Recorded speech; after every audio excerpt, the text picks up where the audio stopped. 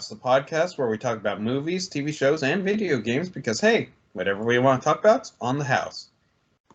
And joining me, as always, is Dave. Hi-ho.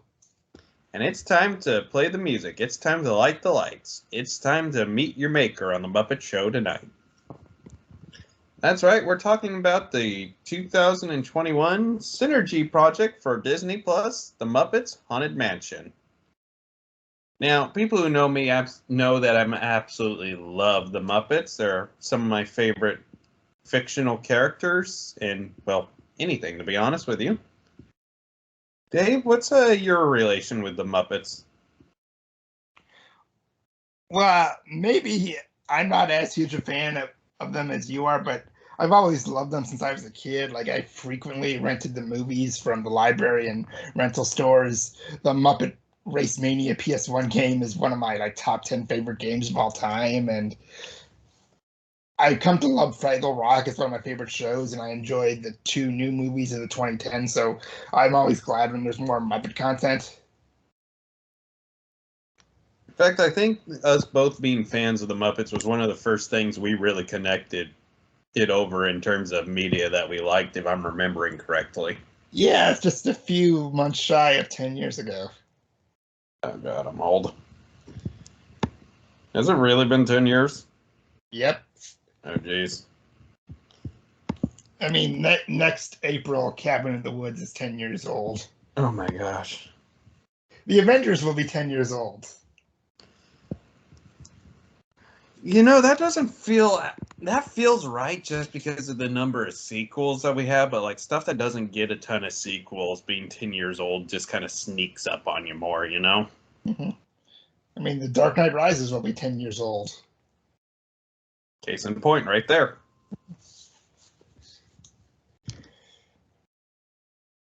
But anyways, we're here to talk about the Muppets. Now, this kind of falls in a sweet spot for me personally. One of my favorite things to watch on YouTube is kind of theme park histories, things like Defunct Land, Disneyland, those kind of YouTubers. Those are kind of a sweet spot for me. Mm-hmm.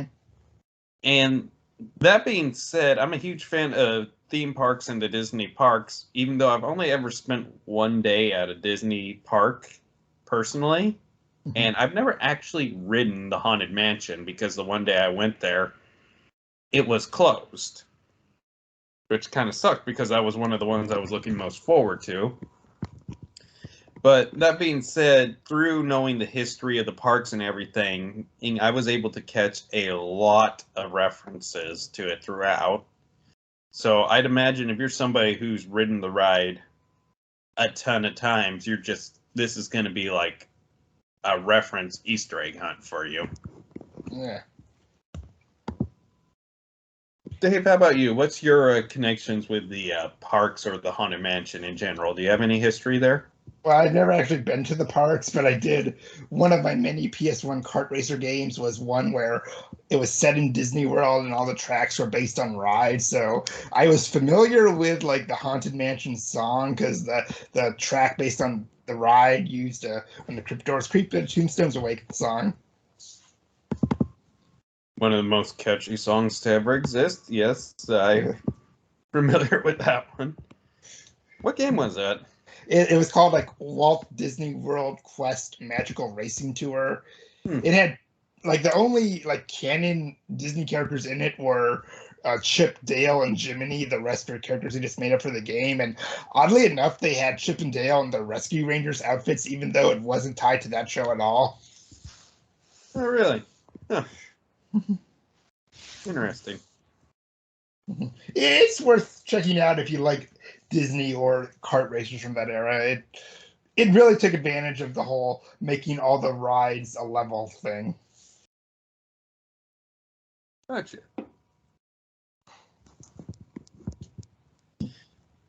So when this was announced, I gotta say that it just kind of sounded to me like, hey, that's a fun idea. Let's see how they do. And then when they showed the image of Fozzie as the Hatbox Ghost, which is one of the icons of the ride, even though it has a very troubled history in terms of not exactly working, I was like, okay, I'm definitely in for whatever this is.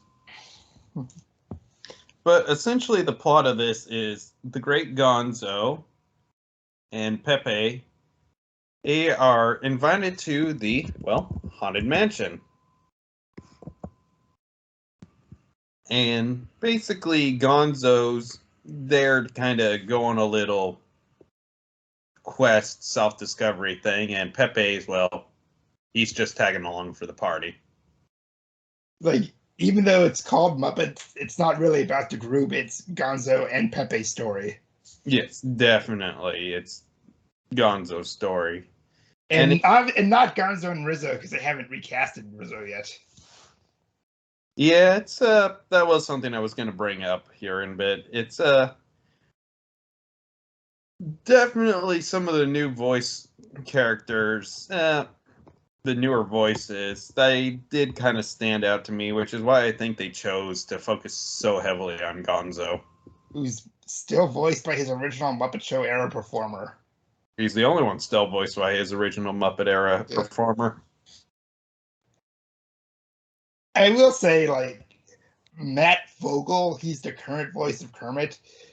His voice, like, it's not bad, but it almost kind of feels like if Constantine's impression of Kermit from Most Wanted was just better.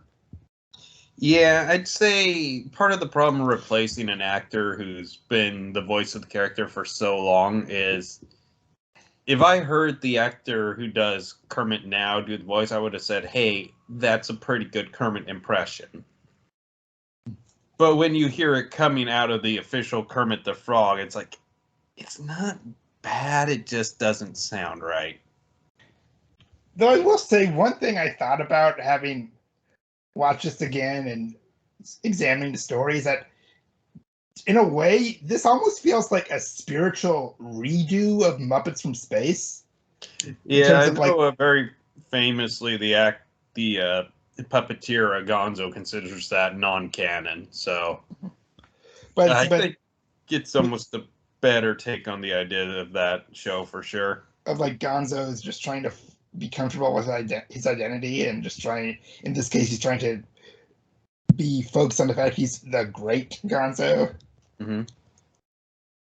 Because you don't have to be the great Gonzo to be great Gonzo.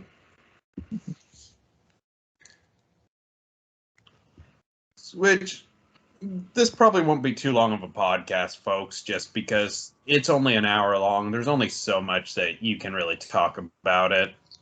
Mm-hmm. This isn't going to go down in history as one of the all-time great Muppet pieces. I mean, you can definitely tell this was made on a very short budget. Yeah, like there is. I'm almost wondering if the whole thing was just blue screen. It's quite possible. I mean, there's definitely some sets here, but And obviously safety protocols because Dave Goals, is that how you say it? Gonzo's in the 70s, so yeah. Though speaking of actors, we should probably acknowledge this is the last on-screen performance of Ed Eisner. He has a brief cameo. yeah, it's hard to believe he's been around so long and this last thing he'll be in. Yeah. May he rest in peace. Yeah.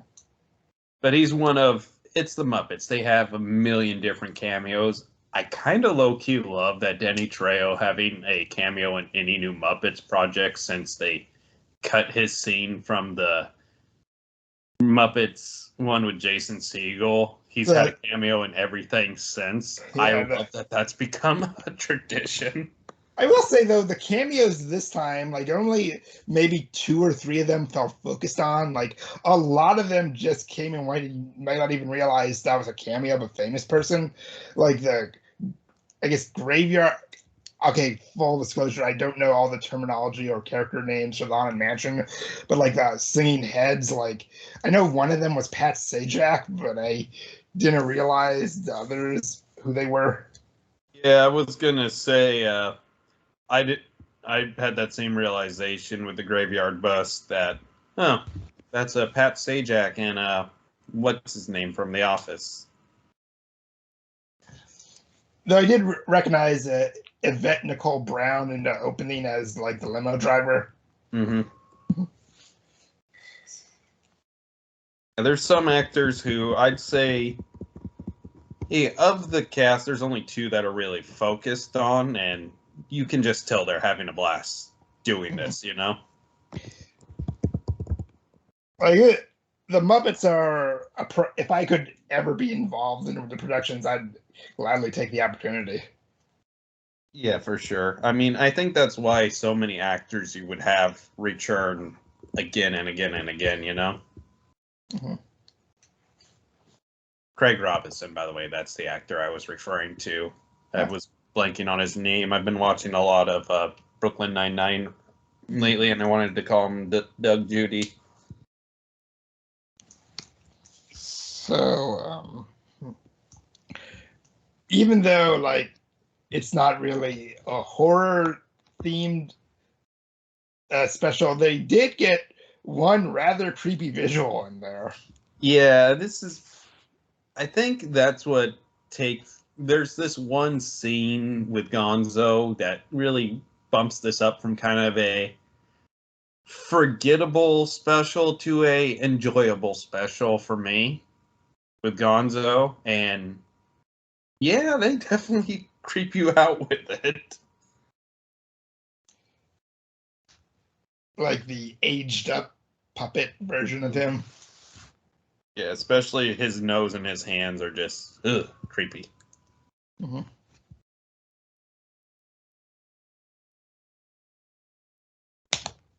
And the subplot with Pepe being swooned by the killer bride. Mm-hmm. Which among like all the other Muppet characters being cast as Haunted Mansion roles, we got Walter back after I don't know how long he's been gone. Yeah, I know he had a brief cameo in the one what was it called? The Muppets. I think it was just the Muppets for ABC. Yeah. Yeah, he had a brief cameo in that, and then I tried watching Muppets Now, the little short thing that he had on Disney Plus. Uh, and I could not. It just was not good. So I don't know if he appears in that or not. But like after he got such a big push into his debut movie, I thought he would just be in more things. Like this might be a bad example because Pepe is a prominent role now, but like in the '90s, early 2000s, there was like a big push for Pepe and Muppet stuff when he only debuted in Muppets Tonight, I want to say. Yeah, Pepe kind of stole the spotlight from Clifford, I think was the name of the catfish character from Muppets Tonight. Yeah, he's probably the most famous character who debuted in the Muppets Tonight era. Mm-hmm. Yeah, because outside of him, I mean, I think you kind of see one character from that kind of bug-eyed looking human character from Muppets Tonight, but you don't see too many other ones. I mean, like in Muppets Tonight, Pepe had an elephant partner in a lot of his storylines, but that guy didn't carry on. Mm-hmm. Yeah, I think like you occasionally see Clifford, and then what's his name, the bear character? Bobo the bear. Bobo the bear, I think, was also from Muppets Tonight. Muppets Tonight might be a good one to take a look at one of these days. Just it's kind of it definitely had an impact on the Muppets, but it's kind of forgotten nowadays. I mean, it's basically just the Muppet Show, but for the '90s, but which I would have been fine with if they did that again nowadays. Mm-hmm. Hello, I'm here. that's all right. I mean, it would have been nice if they got a few more seasons.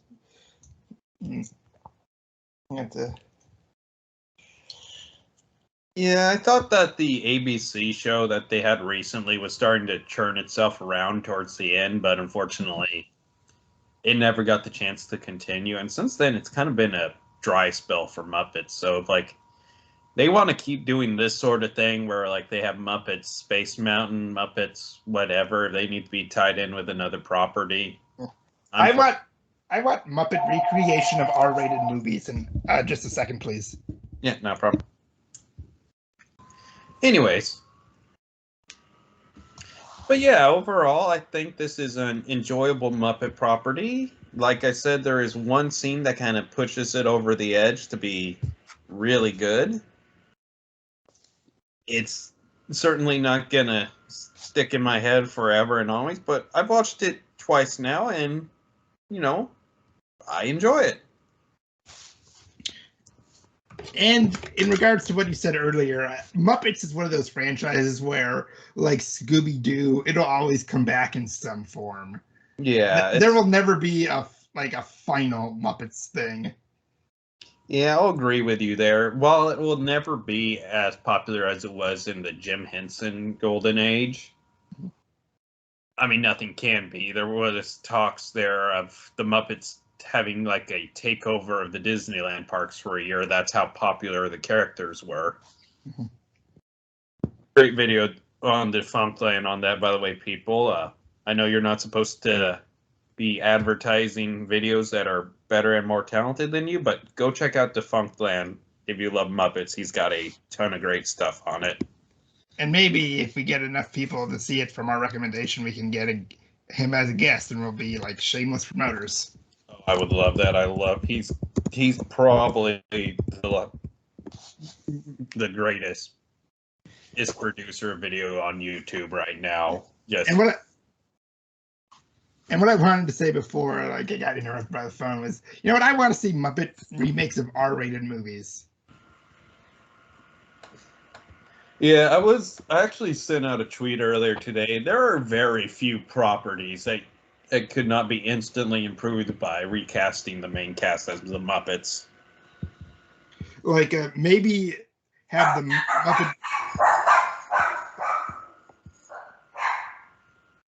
Go ahead. I'm sorry, I was waiting for the noise to. I was gonna say, like, maybe like have the Muppets as like a early teenagers, and have them remake it. Oh gosh, Gonzo would be Pennywise. It's perfect. Or I think I might have made this joke before, but gender flip The Shining and have it about Piggy trying to kill Kermit. They did make a couple Shining jokes in this. I'm not sure if you caught that. But I could just imagine like the breaking the door scene, except with Piggy's karate chops. Hi-ya! Here's Piggy!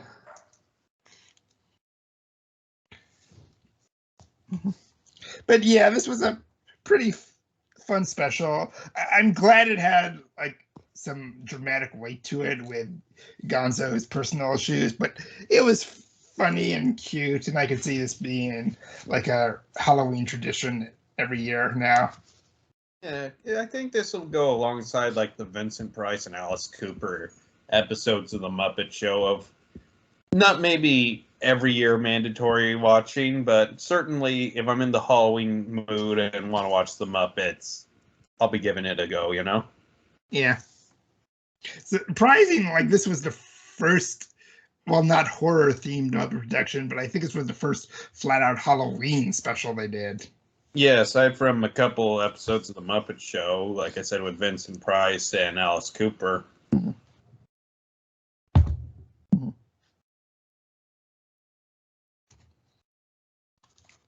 Oh yeah, Alice Cooper was on the Muppet Show. I always forget that. Oh yeah, I mean, I saw he talked about how much fun it was like 30 years later in an interview, because somebody brought it up and he was like, "Oh yeah, it was a blast." The weird part is you kind of forget that you're talking to Muppets, and you're like, it'd be funnier if Miss Piggy laid her head on my shoulder like this, and then he realized halfway through he was talking to Miss Piggy, not the puppeteer, and was like, "Oh, sorry," looking down at, and who was it? Frank Oz at the time? Yeah, it was Frank Oz. I admire the media's commitment all these 40 plus years to treating the Muppets as real people. Mm-hmm, definitely.